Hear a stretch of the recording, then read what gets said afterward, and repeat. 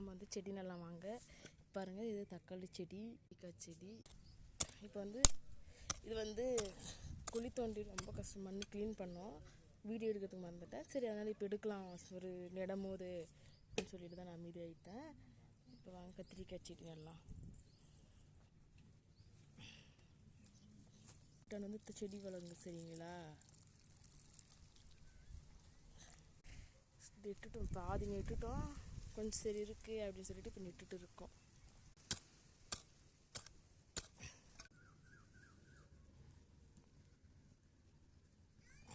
அங்கே நிற்கிற